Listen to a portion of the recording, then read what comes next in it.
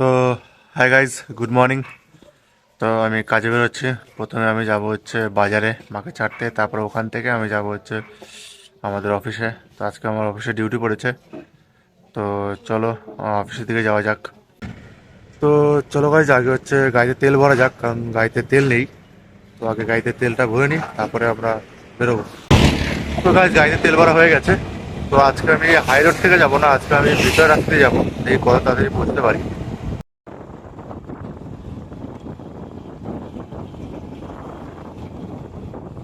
এটা হচ্ছে শিবপুর ঘাট। আমি এখন খেয়ে যাচ্ছে, আবার চারটে যাবো, টোটোর মার যাচ্ছে, টোটোর এই ছোটো মেয়ে হয়েছে, টোটোর এসে গল্প করছে, রাস্তায় আর দেখা হচ্ছে।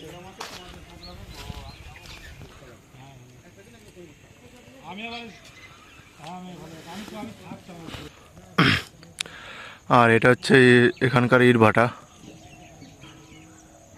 তো এখানে সব ইট পোড়ায়, আর এখানে সব এই কাঁচা ইটগুলো শুকিয়ে রেখেছে, এগুলো সব হচ্ছে পোড়াবে।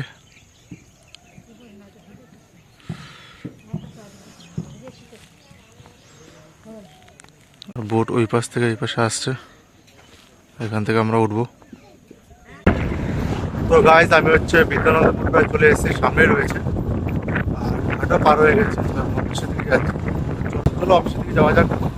চলে এসেছি বিদ্যানন্দপুর বাজার।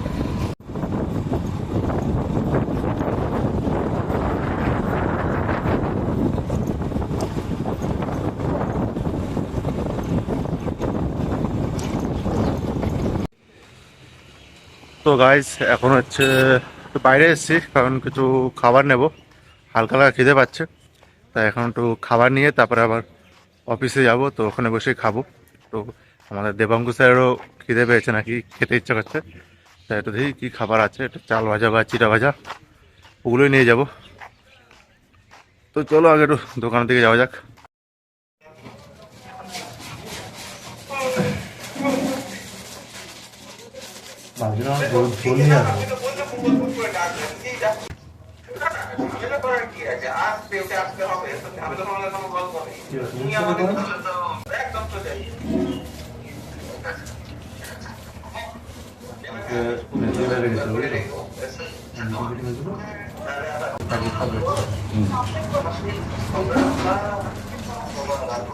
ঠিক আছে।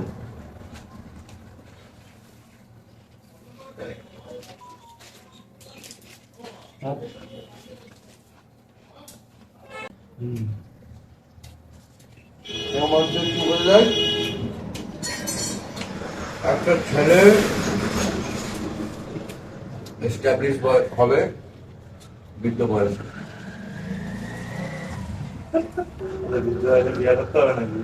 তাই বলতে যাচ্ছি না, অ্যাকচুয়ালি কথাটা ঠিকই। একটা ছেলের মানে মোটামুটি সচ্ছল হতে তার মিডিল এজ লেগে হবে, তো 40-45 25 পর্যন্ত পড়াশোনা। আমরা বাল শিখছি তাই, কিন্তু অ্যাকচুয়ালি 25 পর্যন্ত পড়াশোনা, 30 পর্যন্ত চাকরি, চাকরির জন্য সব বিষয় 30 পর্যন্ত। তারপরে গিয়ে যা কাজ হলো হলো। বলো। তো গাইস, আমাদের হচ্ছে দুপুরের খাবার প্রায় হয়ে গেছে, কারণ মুড়ি চিড়া ভাজা, সরি চাল ভাজা আর মিষ্টি খেয়ে নিলাম। তো তারপর একটা জল খেয়ে নিলাম, পেটটা পুরো ভরে গেছে। তো দুপুরে আর কিছু খাবো না, একবারে যখন বাড়ি যাবো বাড়ি থেকেই খাবো। আর এখন বসে রয়েছি, কারণ এখন তেমন একটা কাজ নেই। কাজ নেই বলতে সিস্টেম নেই। তো সিস্টেম যে ধরবো, ধরে কাজ করবো, সেই কাজটা নেই। আর এমনি সিএসপিতে কল চলছে। তো একটু পরে আবার দুটোর যখন রিপোর্টটা আসবে, তখন আবার কল করব। তো এখন একটু বসে রয়েছি। তো গাইজ, এখন 4টে প্রায় বাজে। তো আমার প্রায় চোখে ঘুম নেমে এসেছিলো। তো আমি একটু বাইরে হাঁটতে আসলাম। তো এখন দেখি একটু চপ টপ যদি পাই, তো একটু চপ খাবো, কারণ হালকা হালকা খিদেও পাচ্ছে। তো এখনও তো মনে হয় চপ ভাজেনি। তো দোকানে যাই, দেখি হয়তো চপ ভাজতেছে। তো গাইস, চপ নিয়ে নিলাম, চপ আর পেঁয়াজি।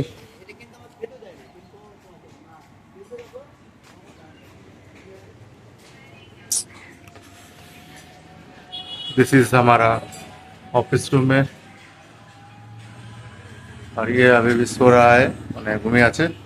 তো গাইস এখন এখান থেকে বেরোবো, তো 5:30 বাজে। তো হচ্ছে কিছু চপ মানে কিছু একটা দেবে হয়তো আমাকে, দিয়ে আমি আমাদের একটা স্যারের বাড়িতে দেবো, যাওয়ার পথেই পড়বে। তো স্যারের বাড়িতে ওটা দেবো। তো আমাদের দেবাঙ্কু স্যার সেটা আনতে গেছে, তো আসুক তারপর আমি এখান থেকে বেরোবো। এখন এই দোকান থেকে ওষুধ নিচ্ছে, কারণ আমাদের ওই স্যারটারও বোধহয় ঠান্ডা লেগেছে, তো এখান থেকে ঠান্ডার ওষুধ নিচ্ছে। আর আমি এখানে দাঁড়িয়ে রয়েছি। তো দেবাঙ্কু স্যার আমাদের হচ্ছে আমাকে ওষুধটা দেবে, তো আমি ওষুধটা নিয়ে আমি আবার আমাদের আরেকটা স্যারকে দেবো। তো আগে ওষুধটা নিয়ে আসুন।